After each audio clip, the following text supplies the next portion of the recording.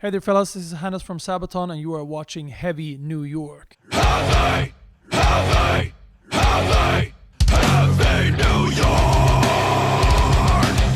What is up, everybody? It is Alex from Heavy New York. This is our final interview at the PlayStation Theater, but we are ending things on a brutal note because we got Hannes here of the almighty Sabaton. Thank you for your time today, man. Hey, it's good to be here. Yeah, it's so great to have you here. Being that this venue is sadly leaving us, you got to make sure to just destroy the entire venue before the city comes and does it.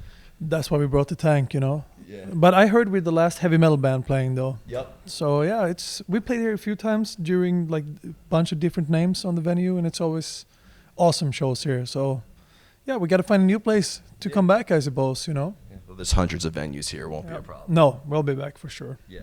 But your newest record is The Great War. Do you consider this just like to be a follow-up to the last record that you did, or is this record like a brand new start for Sabaton?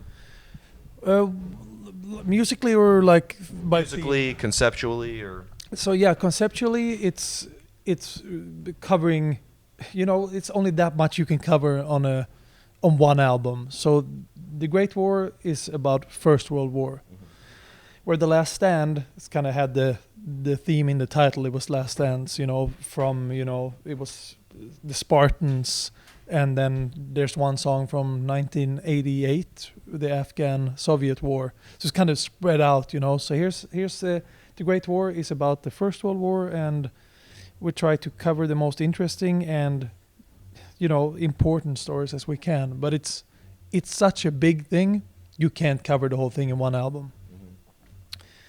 So yeah, we try to get the stories that intrigues us the most, and we find, you know, and yeah, basically like that.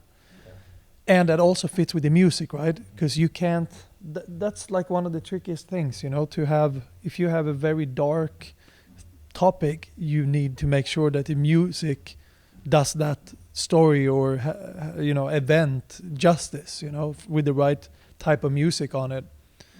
But I would say musically, this is definitely different than the last. I would say different than any Sabaton albums. Yeah. Well, what I find unique is you kind of led me into the next question because you think of these stories and all that. Do you have to think of a story before you lay down the music, or does music like come first and the story like comes secondary? So Joachim writes most of the stuff, and we write stuff, you know, to back him up here and there, a song here or there. But it all depends. But I would say most of the times the music comes first, okay. And then you might get inspired by a book that you got from a fan or a movie that you saw. But with that being said, though, like I would say the Great War is there's definitely, it's Sabaton, right? There's no mistake. Yeah. Well, I feel like, you know, you're talking about World War I. There's so much you could cover, from the trench warfare to, like, you know, the assassination of Franz Ferdinand and all that. Like, is like this album, is it kind of meant to be like chronologically, like you start from the beginning of World War I and the end of World War I, or does it kind of like go all over the place in a way? It jumps around a bit for sure, yeah. But you got the introduction of tanks, you know, the more modern type of warfare. It's coming up, you know, and it's in many ways a darker place in history than necessarily Second World War. There was not, you know, the medical system was not as evolved as it was. It was man to man much more. So it's just a horrible, really horrible piece of history, actually. Like any war is, of course, but especially World War I.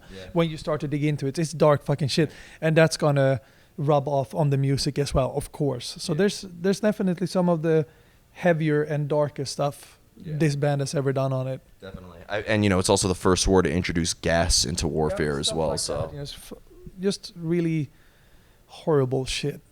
Yeah. In addition, and good stories too, like war, right? It brings out all kinds of emotions, right? You have hope, you have desperation, you have frustration, death, life as well, right? People saving thousands of lives. So it's quite a wide spectrum to work with, and I think that goes very well with the music, ultimately. Yeah. And even the music itself, I feel like I get many different vibes. Like Panzerkampf is like very like in your face, has a lot of attitude, but then like a song like The Last Stand, I feel like is almost kind of like a victory anthem or something like that. Yeah. So for different emotions and different events, then exactly like that, you really got to make sure that the music justifies the story, basically. Yeah, of course. Now, one thing I was really curious about is you've played with a variety of different bands in terms like you're playing with Hammerfall tonight, but the last time I saw you was on the Trivium and Huntress tour, and then you played with many different styles of bands. Have you noticed like a different reaction depending on the tours that you've been on? Yeah, for sure. I mean, our fans, and I've been in many bands, I would say it's just a different kind of people. They are super nice people. Like, we don't have any fights or bullshit like that. And they're just the best, really. I have never met more dedicated fans than ours. And I'm just not saying that. I really think so. Yeah.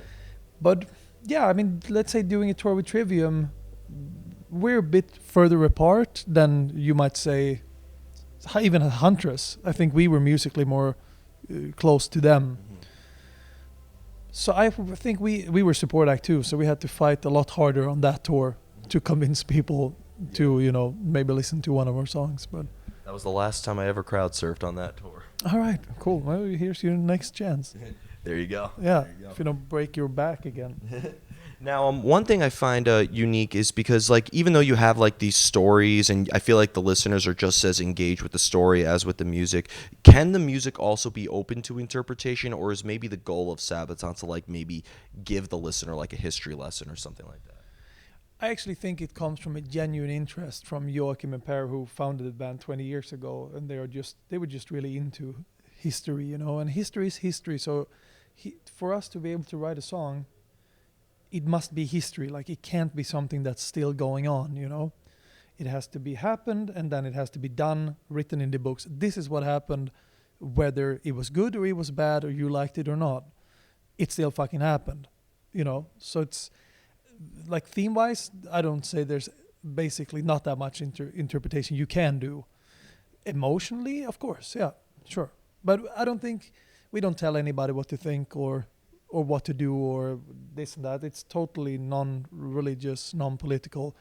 It's facts. Yeah. As good as we can anyway. Sometimes we get it wrong and it can get really funny. Sometimes we get 1 year wrong here and there, but 9 albums, So sometimes we hire historians to help us out to make sure, because we're still musicians. We're not professional historians, and especially not me. So... Did you ever see the picture of that kid, though? He said, I aced my World War II test because I listened to Sabaton. Yeah. Yeah, so you're doing something right. Yeah, well, it's cool. I know a lot of teachers use our music in class, and I think, I'm not personally not a huge history buff, but I just find it very important, and I find it very important not to forget, Mm-hmm. And if that can get people into a better understanding of the world, somehow, I think that's totally cool, though. Yeah. And there's enough bands singing about sex, drugs, and rock and roll anyway. So if you want to hear that, listen to Steel Panther. Then you'll get your dose of that. Yeah, of course. Yeah. I feel like metal touches all different types of subject matters and concepts. Yeah. Some more important than others, I would say. But Of course. which is totally cool, though. There's everything out there for you, So Yeah. Now, as somebody who has seen you live before, kind of going back to the live presence, it's a completely different experience than just listening to you with your use of production and your crowd interaction and all that. So when you are playing live, is there a similar energy that you channel into your live presence as opposed to when you're in the studio, or is it a completely different game altogether? you mean like from playing live in the studio? Yeah. Yeah. So yeah, totally. I mean, if we have 500,000 people screaming at you, it will give you some adrenaline for sure. Yeah, it's totally different. Yeah, studio is, I wouldn't say necessary evil, but with this band, it's a lot of fun actually. Everybody shows up well prepared and everybody enjoys it. But then again, it's live. That's where it happens. You meet people, you see people's faces, having a fucking great time. So. And I have 2 more questions for you. But being that you came into the band like in 2014 or 13. Yeah. Were you looking at the previous catalog and being like, this is how I have to play, or did the rest of Sabaton kind of want you to bring a little bit of your own mix? So yeah, I would say if they get me as a drummer, they wanted my way of playing, That's why I'm in the band in the first place.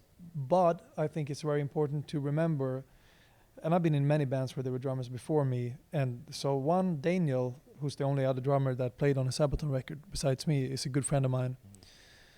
And he played the stuff that's on the record for a reason, right? That's the way he wrote it, and that's the way it should be. So I want to play that with as much respect as I can for the way he did it on the records, but it's still gonna be done my way, if that makes any sense, though. Yeah. So some parts are really crucial, and I would never change the drum fill or stuff like that, But some parts I might change a bit more, to make it into my kind of drumming, I would say. Of course. As a drummer, do you need the music before you lay down the beat, or does the band like write over your rhythm? No, the first one there, yeah. It needs to be. I need to know what the vocals are gonna be. I need to know what the guitar players are doing, and vice versa too. I would say, and that's where in the best of worlds, a great combination of musicianship comes out in the end, I suppose. But for my end off, it's usually like demos. If Chris, wrote a song, he'll send it out to me. What do you think about this? And there's some simple drum beat on it, like from the computer. Yeah, cool. Then I can drumify it. So. And here's the final question I want to ask you. It's always the hardest question for every musician to answer, and that's why it's my favorite. Okay. How do you know when a song is done? Yeah, that's a fucking hard question, actually. Yeah, I don't know, actually. I don't know the answer to that. Because, some songs do have to marinate. Like, there's one song, Attack of the Dead Man, on this album. Chris! Oh, he's in the shower. So they started writing that song years ago. And they never got to finish it. Maybe they had a cool verse. The bridge was cool, but the chorus sucked. So it was on the shelf, and they took it out every once in a while. And didn't get any further with it. And then, eventually, it just happened. And then when it's done. Yeah. And I think also sometimes you just got to stop yourself. Yeah. That's it. Yeah. Knowing when to stop is sometimes the hardest thing. Yeah, for sure. And then again, I think there's only that much you can push a song. You can change out the bridge, but then the verse doesn't fit. And yeah, super hard question, actually. I don't know. Yeah, there you go. Yeah. Maybe you'll see it on the sales of the album. There you go. If the songs were done or not, That's a good way of putting it. Yeah, and if they're overworked, then you just change your genre into progressive history metal. Yeah. Right, just like 27.5-minute long songs. Yeah, maybe that's how they end up that long, those prog bands. Yeah. Well, my friend said he went to see Dream Theater recently, and it was 40 minutes late and made it before the first song ended, so. Yes. Yeah, well, that's a good thing then, yeah.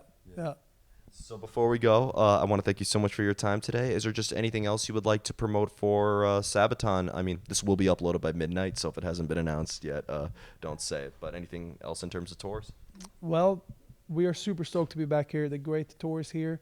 It's been an awesome 4 weeks. We only have 2 more shows, and I can't wait to get back, bring a bigger production, play longer sets, and just have a great time as it always is over here. So, awesome. Thanks a lot. Yeah. Thank you so much. Pleasure. Yep. Everybody, we are here with Sabaton, The Great War. Pick that up if you haven't already. This is Alex from Heavy New York. We'll see you next time.